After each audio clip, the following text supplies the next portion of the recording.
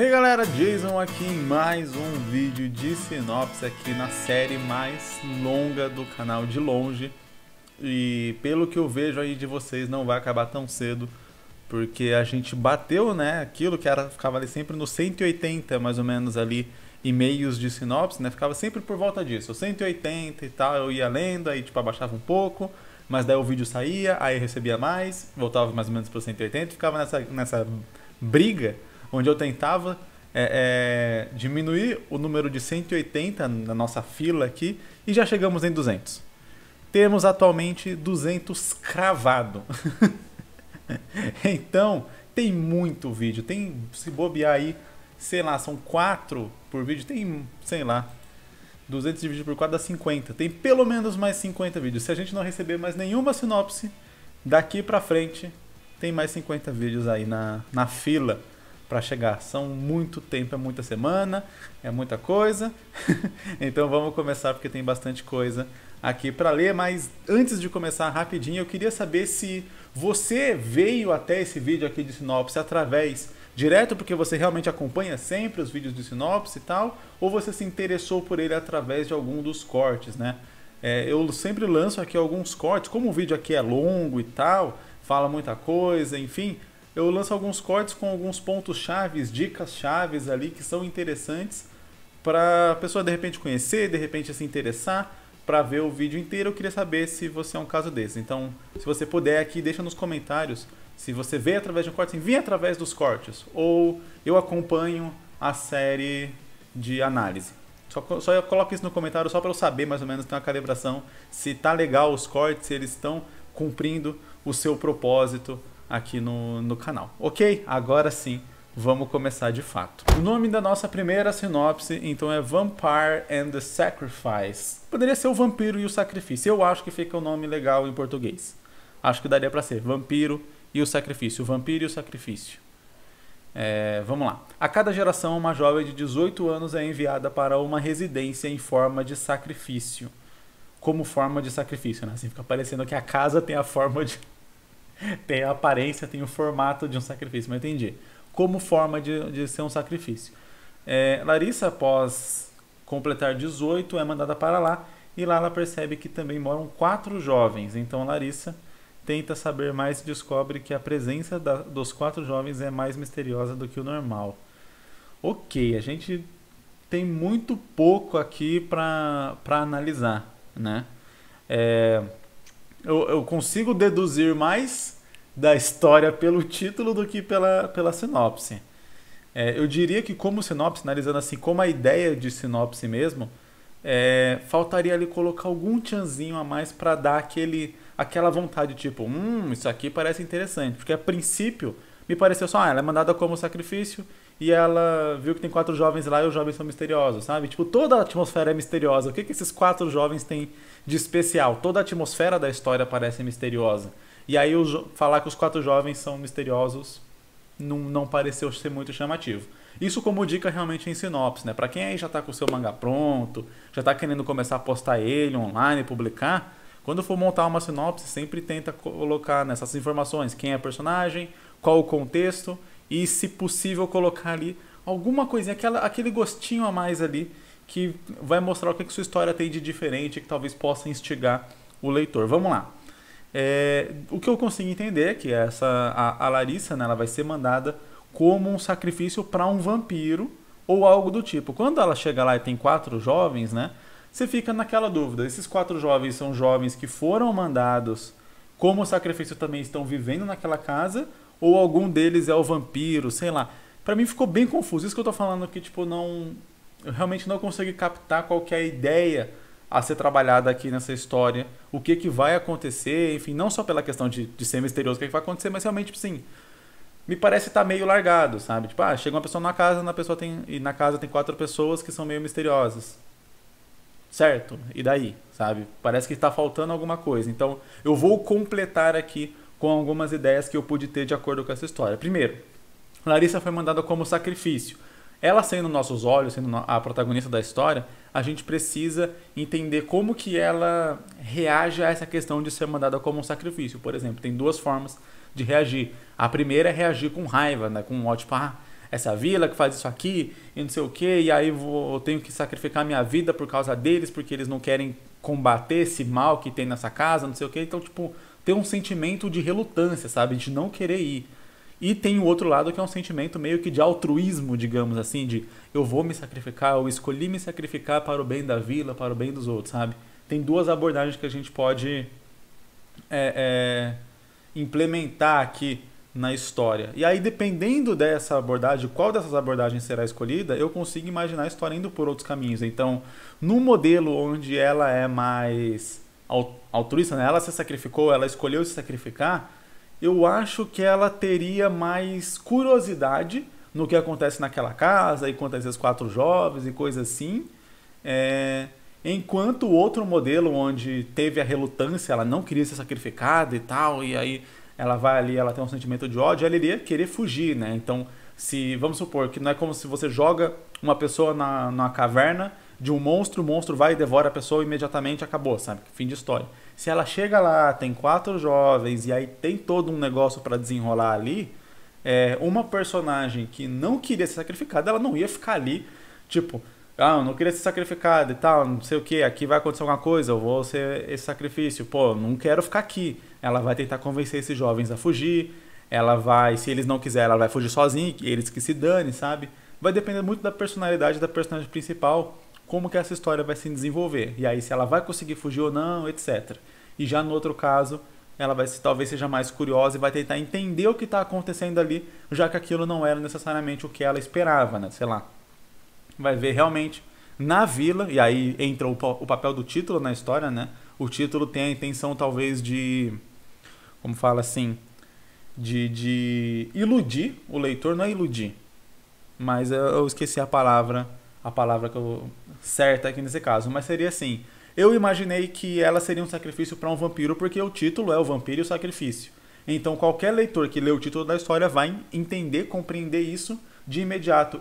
E talvez isso seja realmente algo para enganar o leitor, para fazer o leitor pensar, porque na vila ali, as pessoas são sacrificadas exatamente porque eles falam, aquela casa ali, aquela residência tem um vampiro, e todo ano, é todo ano?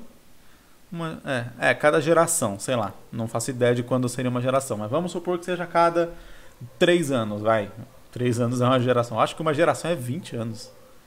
Porque, né, até uma pessoa nascer e ela reproduzir, por volta de 20 anos. A não ser que alguma coisa esteja errada. Mas seria uma média aí de 20 a 25 anos. Mas seria estranho uma pessoa ser mandada a cada 25 anos, né, como forma de sacrifício para esse vampiro. Então vamos imaginar que, sei lá, a cada tempo eles têm que sacrificar ali para o vampiro. Então todo mundo da vila acha que é um vampiro, fala que é um vampiro, logo a Larissa também acharia que ela está sendo sacrificada por um vampiro. E aí para um vampiro. E aí quando ela chega lá, ela vê só 4 jovens que estão vivendo na casa ali. Nenhum deles parece ser vampiro, ou pelo menos ela não sabe exatamente. Então ela começa a ser tratada ali de alguma forma que eu não sei como que vai ser. Porque, como eu disse, não tem informações aqui para eu poder completar essa parte, essa lacuna. De quem são esses 4 jovens, como eles se comportam, qual é a aparência deles, por que eles são misteriosos, ou por que eles são estranhos ou diferentes, sabe? Como não tem nada disso. Então, imaginando que ela vai ser tratada de alguma forma diferente, ela vai querer solucionar esse mistério e vai ficar circundando ali para entender. Vai ver, não tem vampiro nenhum, e na verdade, sei lá, tem alguma outra coisa rolando ali na vila inteira e tal, uma conspiração muito maior, que talvez também seria uma ideia interessante para o modelo onde a personagem ela não queria ser o sacrifício. Então ela chega lá, descobre isso, vê que tem só uns quatro candangos lá, ela tenta falar com eles, tenta convencer, argumentar com eles. Aí ela fala, eu não vou ficar aqui até esse vampiro acordar, sei lá. E aí ela decide fugir. Aí quando ela foge, ela percebe que ela não pode voltar simplesmente para a vila e tal, por algum motivo, e ela começa a investigar, aí sim, investigar não só a casa, como a vila, como tudo, e descobrir uma conspiração que talvez envolva a casa e a vila e tudo ali, de alguma forma, sabe? Então eu diria que 2 caminhos que eu consigo observar, né, que a gente foi traçando aqui, conversando, pensando, imaginando, eu acho que eu cheguei em 2 caminhos aqui para essa história. Então, uma versão onde ela foi escolhida para ser sacrificada, ela não queria, ela tinha família, ela tinha os sonhos dela e tudo mais, e agora ela vai morrer para sacrificar. Ela nem gosta daquela vila, ela não gosta de ninguém ali. Ela queria fugir, mas não conseguiu. Exatamente por isso que escolheram ela para ser sacrificada, porque ela já nunca se deu muito bem ali com a população e tudo mais. E aí quando ela chega lá, ela foge. E aí, início dela fugir, ela acaba descobrindo alguma coisa que gera essa curiosidade, esse interesse nela de descobrir alguma podridão que está acontecendo ali e sei lá, e tentar provar de alguma forma, enfim, ir descobrindo essa parada. Talvez ela possa ter alguém ali que ela se importa e aí, através disso, que ela vai criar essa conexão de tentar descobrir. Detalhe aqui, foco no que eu tô tentando criar um motivo para ela ter essa conexão de querer descobrir. Um personagem não quer descobrir algo só porque sim. Geralmente tem que ter algum motivo, alguma motivação ali. É por isso que eu tô falando sobre essa motivação. Se de repente alguma pessoa que ela gosta que vai ser mandada para ser sacrificado, já que ela fugiu, ou ninguém vai saber que ela fugiu e ela quer descobrir o que acontece. Tipo assim, tá, ok, eu fui sacrificado. E aí, o que de bom acontece? Como que as pessoas estão lidando com isso, sabe? Tipo, alguma motivação ali interna e aí ela descobrir talvez uma conspiração muito maior.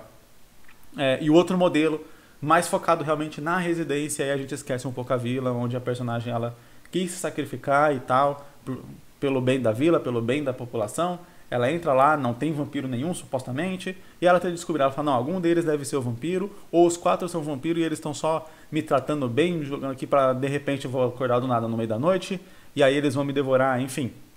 Sabe? Alguma coisa desse tipo, e aí ela vai descobrindo mais ali, mais focado realmente nesses 4 personagens, mais focado dentro da residência. Acho que dá pra seguir por esses 2 caminhos. Eu consigo imaginar só uma história de mistério mesmo, focado realmente no mistério. Sem muito lance de ação, de correria, de poderes e tal, mas o mistério ali, você tentando descobrir o que está acontecendo. Até porque o foco aqui do próprio sinopse foi na palavra mistério, né? Eu acho que bem interessante, bem interessante. O nome dessa história aqui é Ponto Zero da Mente. Vamos começar aqui com a sinopse. Um adolescente de 17 anos chamado Takai. Curiosidade, Takai significa ou alto, de altura, ou caro, que alguma coisa tá caro, né? Esse salário aqui fala, Coroa Takai. Isso aqui tá caro. Inclusive, curiosidade é que tá aqui na cidade onde eu moro tem uma loja de eletrônicos que o nome dela é Takai. É bom que já fica avisado, né? Quem entende japonês já sabe que as coisas lá vão ser meio caras. Ok. Takai, após ser perseguido para ser morto... Tá faltando um vírgula aqui nessa sinopse, vai ficar meio complicado. Perseguido para ser morto. Para se proteger, ele segura um machado velho. Nisso, se transformando num coelho negro. Aquele que estava indo matar ele o receitou para a agência. Hein? Aquele que aceitou para a agência. Nisso ele descobre que para saber mais sobre seu passado tem que matar criaturas grotescas criadas por um doutor chamado Sombra. Me pareceu meio doido. Não consegui entender direito. Tinha alguém indo matar o personagem. Aí o personagem, beleza, pra se proteger ele pega um machado. Aí quando ele pega esse machado é tipo um negócio meio Thor, sei lá. E aí ele vira esse coelho negro. E aí o cara para de ir atrás de matar ele e fala assim, você não quer? Você tá procurando emprego? Sabe? É isso mesmo? É essa a ideia? Você tá procurando emprego? Entra aqui nessa agência. Aí o cara fala, eu queria mesmo saber sobre o meu passado. Vou... Sabe? Eu tô brincando aqui, zoando a sinopse, mas não é pra levar tipo, o lado do pessoal, nem nada do tipo. Eu tô brincando porque aqui tá acontecendo um problema que pode ser que seja só na hora de passar aqui. Talvez na hora da criação, conforme a pessoa foi criando a história, isso faz sentido na cabeça do leitor, do autor, porém na hora de tentar transpor essa história, acaba não fazendo muito sentido para quem está lendo, né? É até uma preocupação que o autor precisa ter. Você tem que conseguir transpor a sua história de uma maneira que alguém que não sabe de nada do que você sabe vai conseguir ler, entender aquilo e ainda sentir aquilo. Eu acho que a grande dificuldade na criação de uma história é isso. O que eu estou observando aqui que são vários pontos que parecem desconexos e que talvez esses pontos podem até estar conectados na mente do autor, mas ele não conseguiu transpor aqui. Temos um personagem sendo perseguido por alguém que quer matar ele. Ok, não temos quem é esse personagem, qual o objetivo desse personagem, por que essa pessoa quer matar ele. Ok, não temos nada disso, só temos o fato. Personagem sendo perseguido por alguém que quer matar. Para se proteger, ok, temos uma conexão, ele pega um machado velho e vira um coelho negro.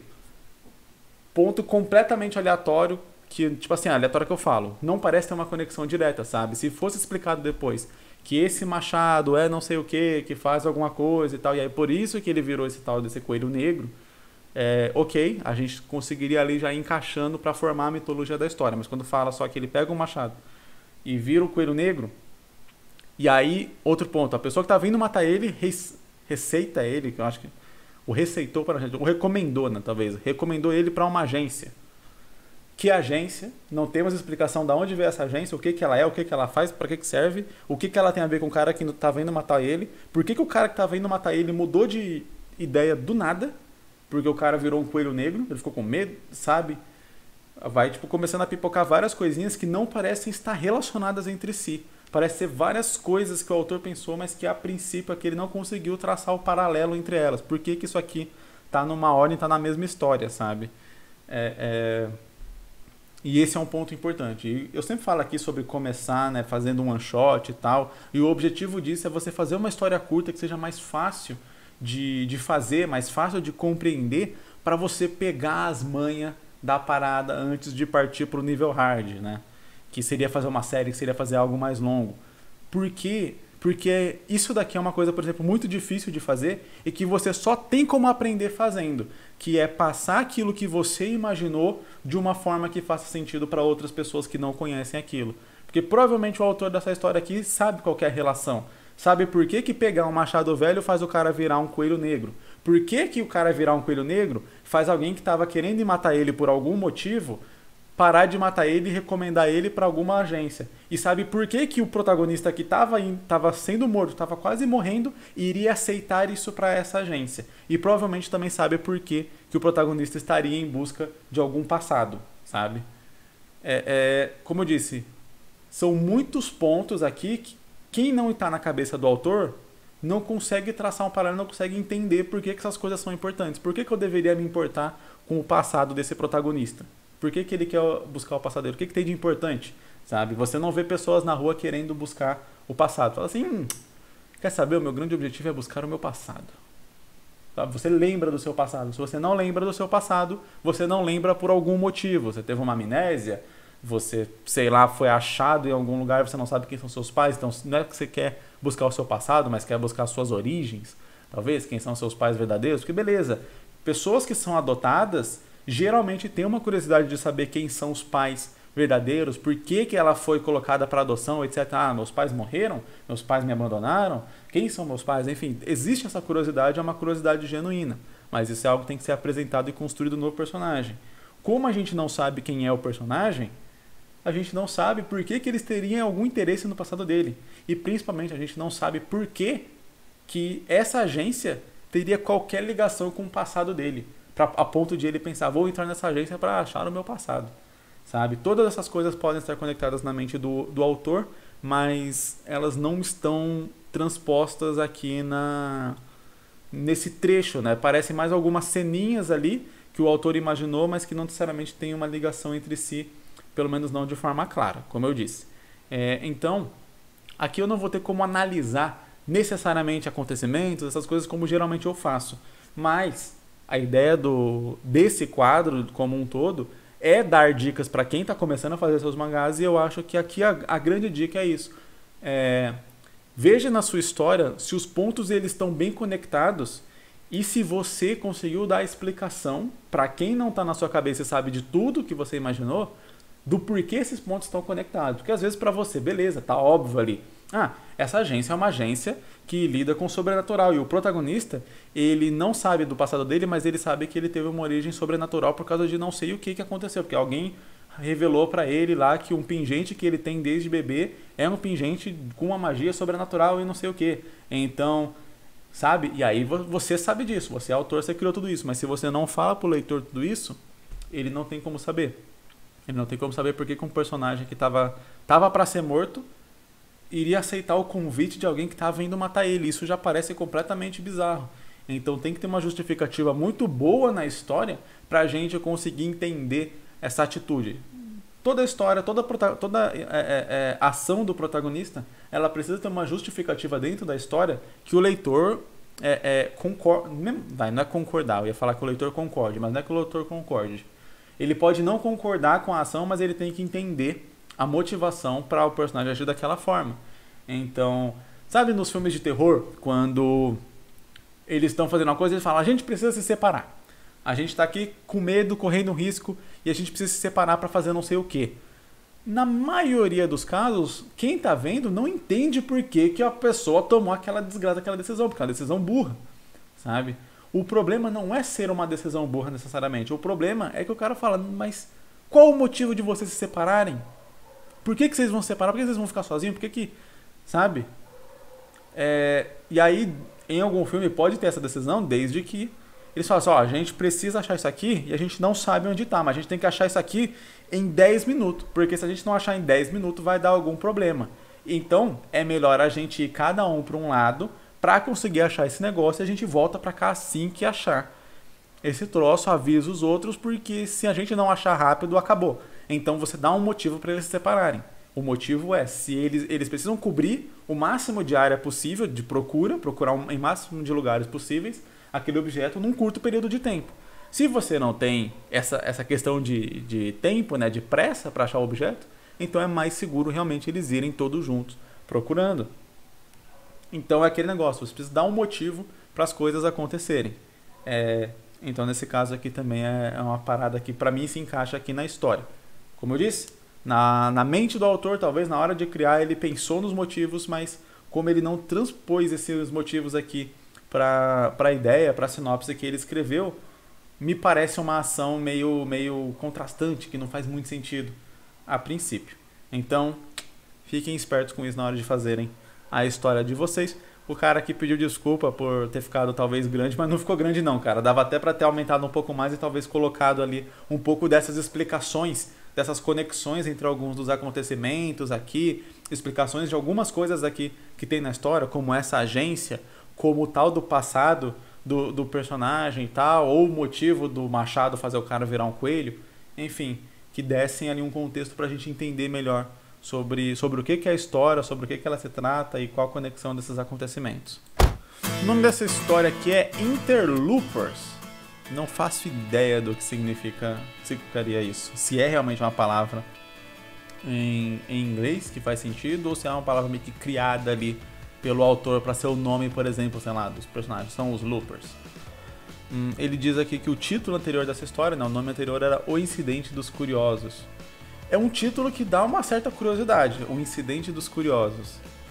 Vamos ver aqui, lendo, né, a ideia da história, qual o título que talvez ali funcione melhor, ficaria mais interessante. Porque eu vou dizer que O Incidente dos Curiosos me pareceu um título que me instiga mais a curiosidade, ironicamente, né? Já que o tem curioso no próprio título. O controle entrópico surge em um mundo e transforma todos dentro de uma área específica em seres de diferentes mundos. Tá, ficou um pouco confuso. Mas seria uma energia que surge ali e aí ele muda fisicamente todos que estão dentro daquela área ali onde ela surge, onde essa energia aparece, né? Eu vou traduzir dessa forma. Em meio ao caos, um grupo de jovens usa seus novos corpos para ganho pessoal, tendo que lidar com eventos que surgem. Ficou meio estranha essa frase, mas vamos lá. Tendo que lidar com infortúnios que surgem, certo? Infortúnio você já compreende que é um evento. Enquanto um grupo de cientistas tenta encontrar uma forma de desfazer o problema que seria a mudança de corpos, né? Imagina. Além de estudar suas peculiares formas.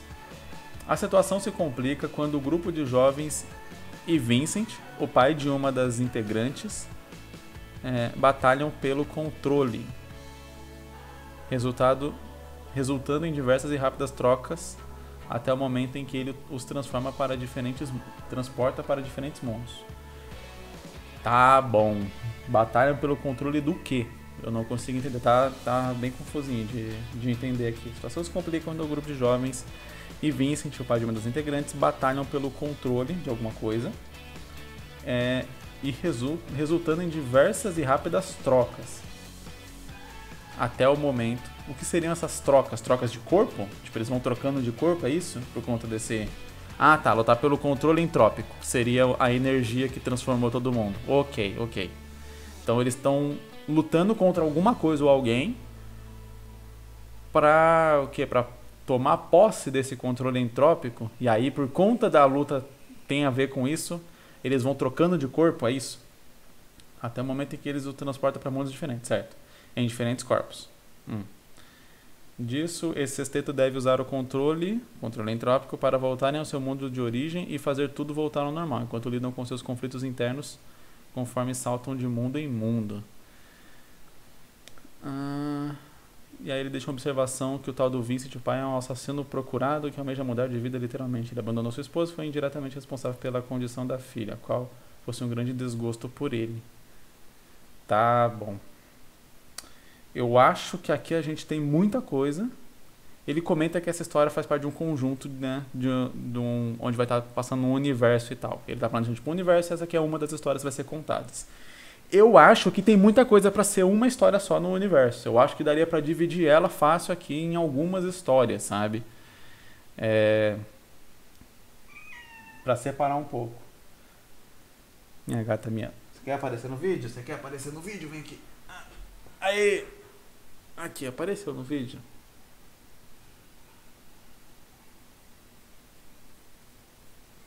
Aí, quase cai. Vai lá. Ok, vamos lá. Por que eu tô falando isso? Porque a gente tem muitos personagens, muitos objetivos diferentes. Para mim não ficou muito claro algumas das coisas, né? Não consegui entender exatamente o que é o controle entrópico,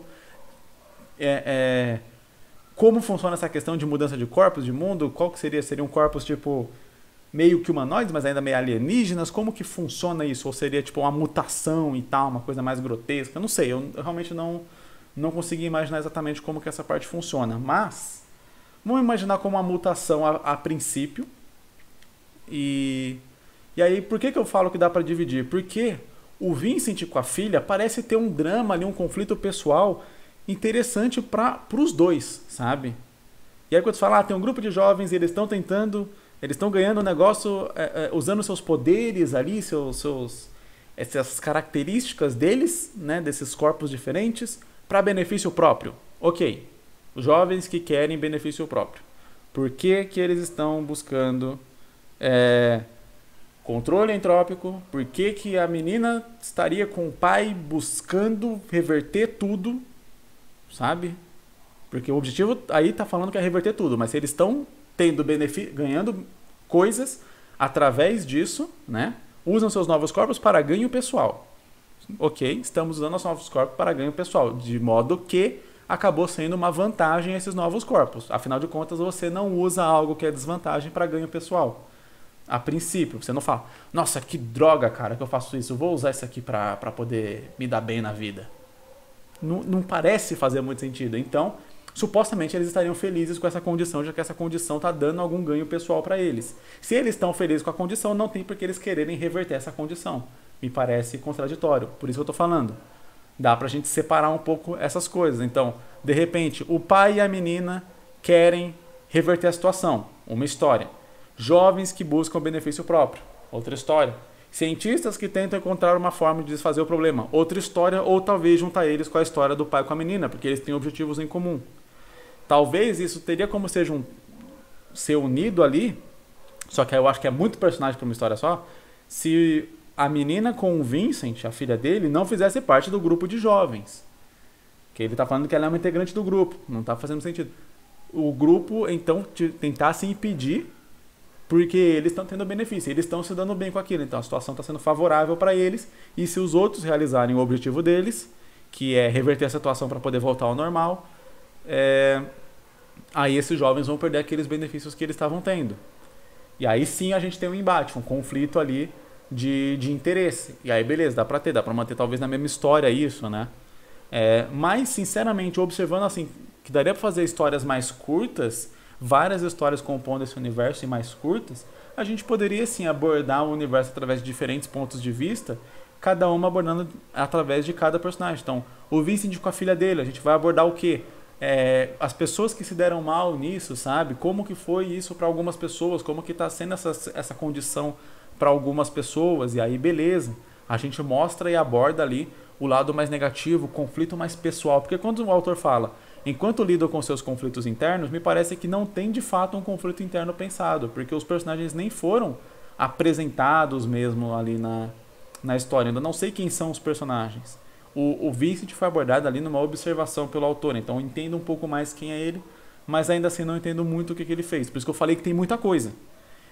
Então, a gente dividisse em 3 histórias. História do Vincent. Pô, Vincent é um assaltante procurado que ele tentou mudar de vida de modo que ficar rico, viver aquela vida dos sonhos, e ele tem uma filha, e por conta de algum erro que ele cometeu nessa ambição dele, a filha dele acabou sendo exposta ao controle entrópico e mudando de forma. Agora ele tem que lidar com a filha que odeia ele, que detesta ele por conta do que aconteceu, tentando retomar não só a confiança dela, como também tentando reverter essa cagada que ele fez. Ok, história do Vincent, legal.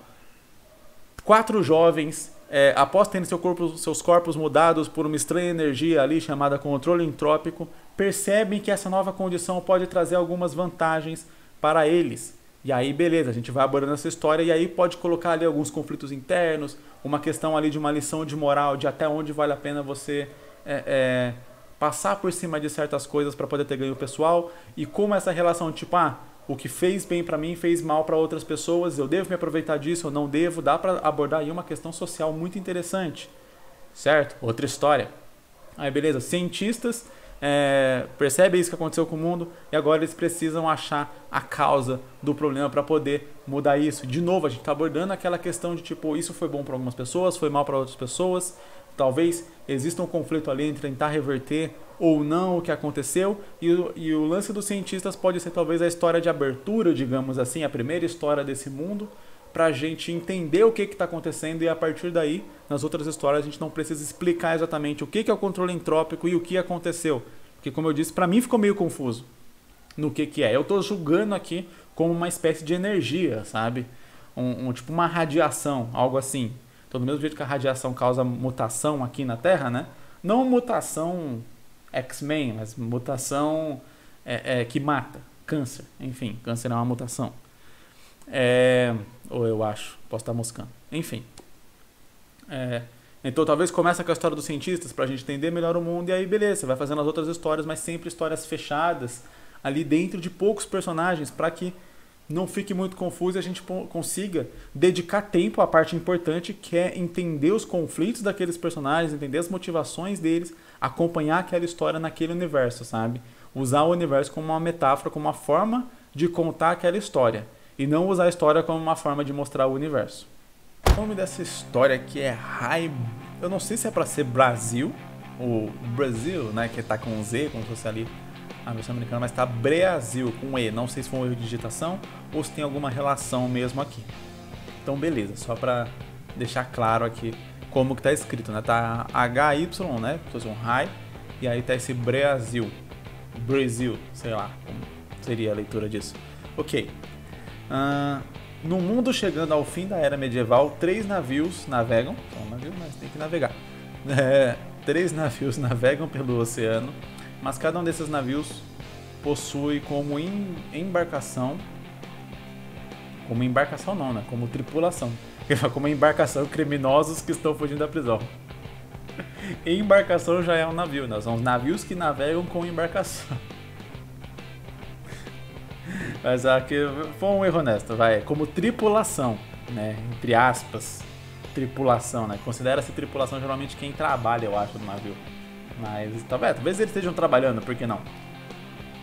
Ok, como tripulação, ali como carga, talvez dê para chamar também como carga, criminosos que estão fugindo da prisão e alguns do enforcamento.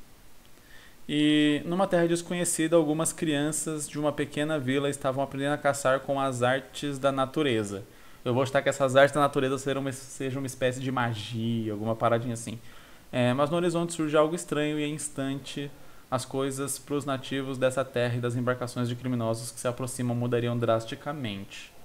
Ok, a gente não tem exatamente o que seria isso, né? Fica no mistério o que seria essa coisa que iria mudar a vida deles ali. O autor deixa claro aqui, né, numa nota, que a ideia não é a história ser sobre a descoberta do Brasil, né? Mas que foi uma das inspirações, né? Provavelmente ele estudou um pouco disso e vê essa inspiração.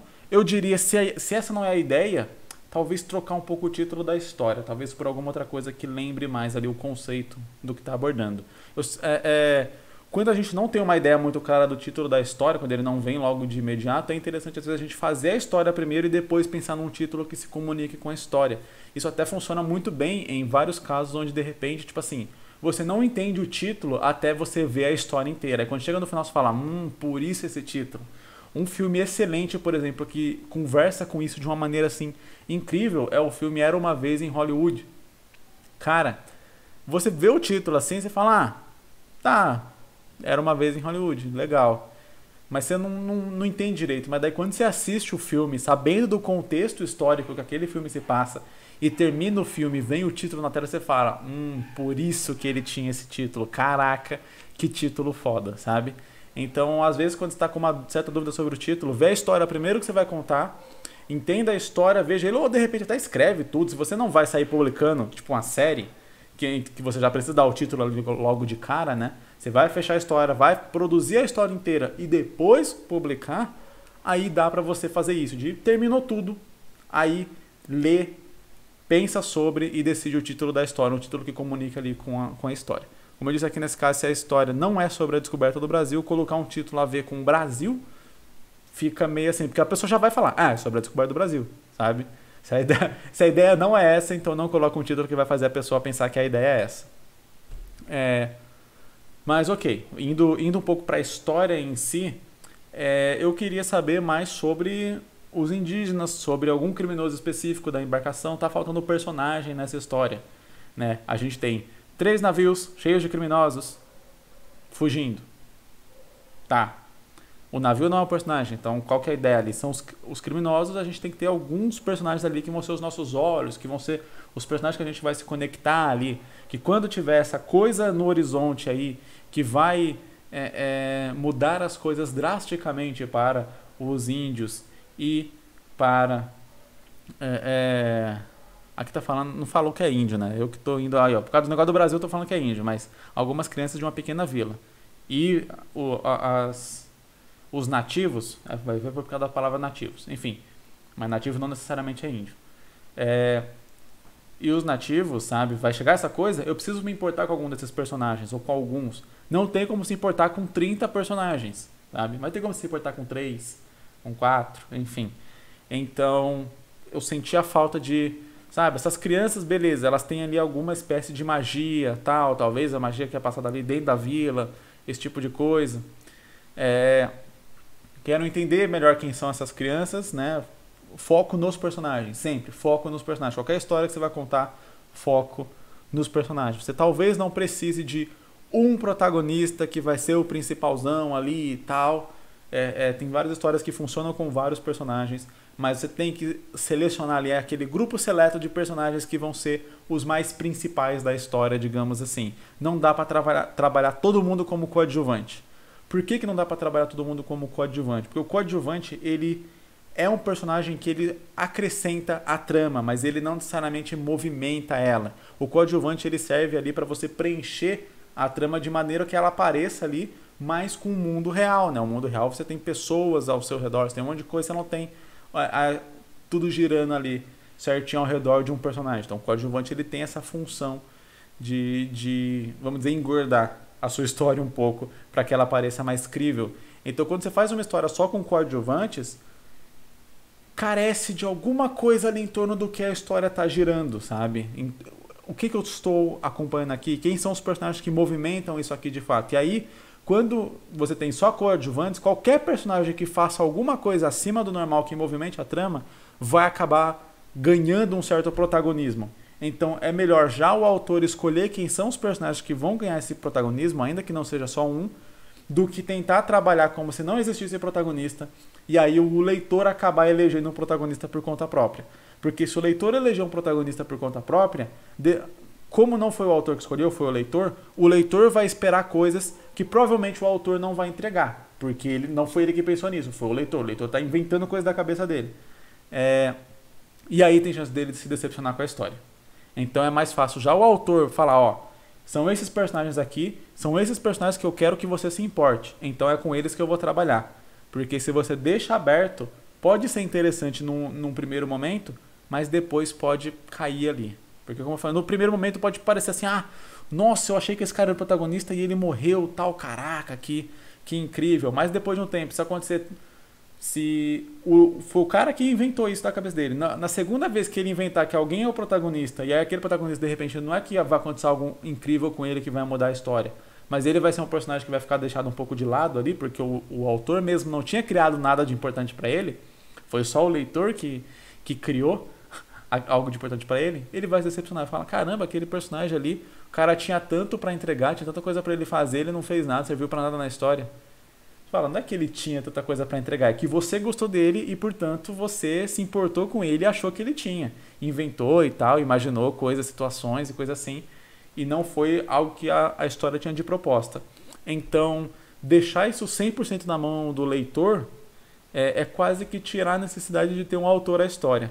Então a função do autor também é meio que guiar o leitor ali um pouco no que é para quem é para ele se importar, o que é para ele sentir. A função da criação de uma história é meio que ser quase que assim o regente de uma orquestra, né? Você fala qual instrumento vai tocar em qual hora, e os seus instrumentos são as emoções do leitor, né? Então, agora eu quero que você se importe, agora eu quero que você dê risada, agora eu quero que você fique tenso, agora eu quero que você chore, sei lá.